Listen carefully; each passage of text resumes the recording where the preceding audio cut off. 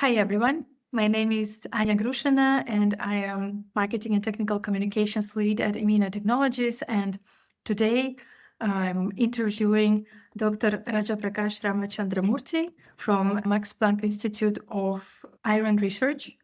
And he's one of the first users, or the first user, of our integrated solution together with Alemnis. So thanks a lot for joining us today. And first of all, please tell us a bit more about your research, your group, the overall direction, and then we can discuss your new toy.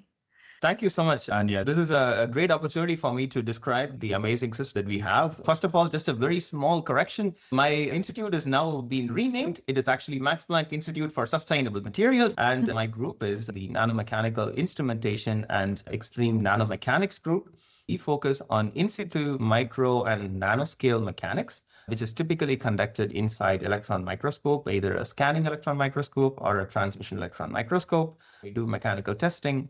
When we vary the environmental conditions, typically the speed with which we test and the temperatures with which we test, how does the mechanical properties vary? So that's the core of my group. We are also currently working on additively manufactured metallic samples, the micro and nanoscale, using localized electrodeposition. So this is also a project that we typically focus on. And of course, we are interested both in the mechanical properties of such architectures and also electrical properties of such architectures as well. So does this electrodeposition happen inside the SEM chamber, or you do it elsewhere and then you bring the sample in?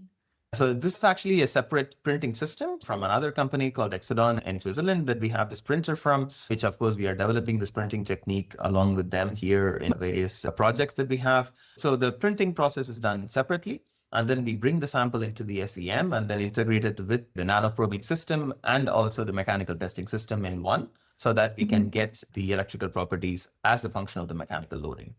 So you mostly work with metals or conducting samples? Primarily, the goal for my group is to explore metallic samples and different alloys as well. We also have interests in some oxide materials, but I would say that's a secondary focus. Maybe you can share why you wanted to put a nanoindentor with electrical nanoprobers inside SEM. What was the idea behind that?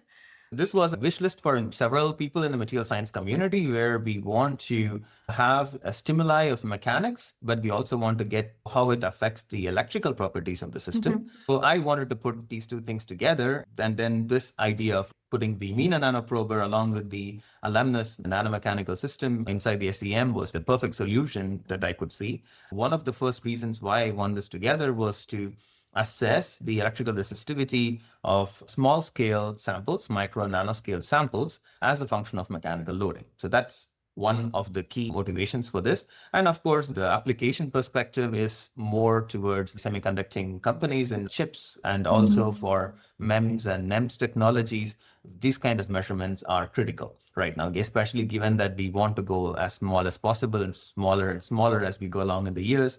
This becomes even more vital. And the second motivation or second reason is that we also wanted to do nanowire mechanics. Specifically, we wanted to investigate 1D materials and looking at their mechanical properties, which actually involves manipulating them as well. We want to have the Imina nanoprobing system as a means of manipulating these nanoscale systems, and then using the Alemnis tester to test them and get the mechanical data from them as well. And you're just manipulating them by electrostatics, or you're feeding the nanowires to the tip and then moving it around? That is where the novelty of the work that we are doing comes in. When it comes to manipulation of small scale objects such as nanowires, we use E-beam induced deposition or I-beam induced deposition, right? But right now, whenever we do that, we actually contaminate the nanowire systems. We usually have a coating of like carbonaceous platinum or something like that.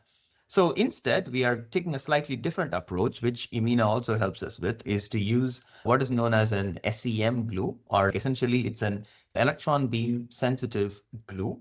And so when you expose the glue to very intense electron beam, it gets polymerized and it becomes hardened. And so we use this material now to mount our nanowires. In order to pick them, very simple mechanical force is already enough. And by van der Waals, sometimes they just stick. And then in order to place them, that is when we need the glue to use them as clamps to do the mechanical testing. So for how long have you been using the system already? We had to make some ad hoc changes to tune the system for ourselves. So after that, I would say we've had 3 to 4 months of experience using the system. So far, how did it fit your workflow? Definitely, it is a complex instrument to be used as it combines two state-of-the-art instruments in the mechanical and in the electrical testing, and both go into the SEM. So, of course, the key is the form factor of the Imina robots are so small that it could fit inside the SEM and also be integrated with the Alemnis mechanical testing system. Learning curve is quite steep, given that previously this kind of measurements were not even possible. And also, even for nanowire manipulation, which I have worked with throughout my PhD for 5 years or so, and the time to learn manipulation was more in the order of 5-6 months. So comparatively speaking, this is absolutely much easier. And specifically, we use the system for 2 different projects. One is we create small scale metallic objects using localized electrodeposition based printing. And then we could vary the microstructure of the metals that we are printing. And I want to see the combined effect of the microstructure and the mechanical loading on the electrical resistivity. So by using the Alemnis nanomechanical testing system, I can apply a displacement and measure the force. And while doing this, I also want to see what is the electrical resistivity and how that changes in different samples. So that is one. And the second one, as I already mentioned, is the nanowire manipulation. We want to extend it in the future to electromechanics of nanowires, but right now we're just focusing on the manipulation and mechanical testing separately. So we use the system for picking, manipulating to the proper place where we want to pull them, and then gluing them using the SEM glue to even irradiate them, clamp them, and then test them. So for all of these purposes, the Imina robot fits perfectly the bill. That's good to know. I see that your applications are mainly geared towards materials where small scale is the relevant scale. Is it also something useful for larger scale systems? Absolutely. When it comes to the larger scale systems, one of the key advantages this system provides is the isolation of different defects. For example, in the large scale system, let's say we go for laser powder fusion and we create metallic samples that are big. But then what we could do is isolate different boundaries, let's say a grain boundary or a twin boundary, and then look at their electrical resistance. So that's something, and also as a function of mechanics too. So we can have the indentor come in and locally hit a grain boundary, for example, while measuring the electrical resistance, and we can see how that varies too. So the key novelty in terms of the in-situ mechanical testing setup itself is the way that we can isolate specific defects and different phases in the system and then look at their mechanical properties. And now we have a way to measure the electrical property at the same time as well, which is a great advantage to have. That's great to hear because that's what we also have in mind, but it's always good to hear it from the users. It looks like you have so far a reasonably good experience with the setup. So if there was one thing you would change about it, what would it be? Oh, I wouldn't change anything about it. Okay, so because I'm a little bit greedy, right now we have in the combined setup, we have 2 Imina nanoprobers. I would actually love to have 4 of them in so that we can do 4-point electrical measurements. Because so far, the electrical measurements that we could do is using 2-point impedance measurements. This has their own limitations and peculiarities. We want to, in the future, try to have 4-point measurements, but of course, that would require 4 of these nanoprobers. They have small form factors, but still fitting 4 of them inside with the mechanical testing system could be challenging. I think nanoindentor and the sample folder can also be used as contacts. But absolutely. I don't know if that still fits with your experiment, because then it has to be a special tip, right?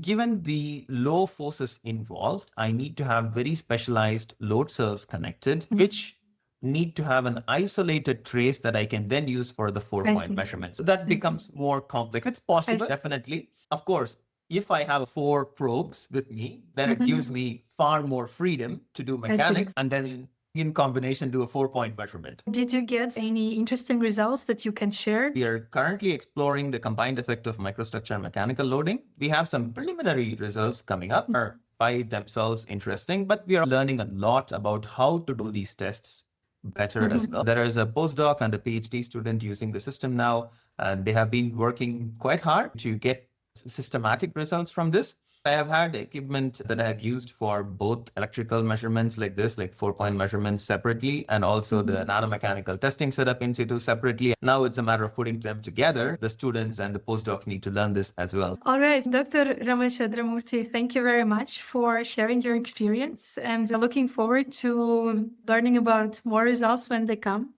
Thanks for your time, and thank you so much, and thanks for the Imina team to giving me this amazing setup as well, and the combination with the Alemnis testing setup. I hope that we can generate a lot more results. Thanks. Great, sounds like a plan. Thanks a lot, and bye-bye.